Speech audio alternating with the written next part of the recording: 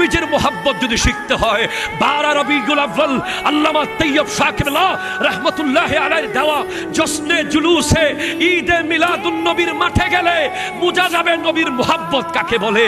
নিজের বাপ ছেড়ে, মা ছেড়ে, ঘর ছেড়ে, বাড়ি ছেড়ে, অফিস ছেড়ে, সব ছেড়ে গোটা বাংলার আপামর জনতা যখন জামিয়ার মাঠে এসে একত্রিত হয়, মুরাদপুরে একত্রিত হয়, গোটা চট্টগ্রামে যখন সেই জুলুসের মিছিলে হাঁটে, তখন আমরা বুঝতে পারি নবীজির মোহাব্বত কি। আমরা বুঝতে পারি গৌসুল আজম মাঝভান্ডারির দরবারে গেলে নবীজির মোহাব্বত কি।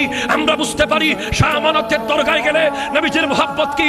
আমরা বুঝতে পারি শাহ সুলতান বলখি, শাহ সুলতান রুমি, শাহ মাকদুম রূপস, শাহ আলী বাগদাদি, গৌসুল আজম মাঝভান্ডারি, খাজা গরিব নওয়াজের দরবারে গেলে আমরা বুঝতে পারি। কারণ যেখানে ওলি আল্লাহ আছে সেখানে মিলাদ কিয়াম আছে, যেখানে ওলি আল্লাহ আছে সেখানে দুরুদ সালাম আছে। নবীর মোহাব্বত কি আমরা বুঝতে পারি।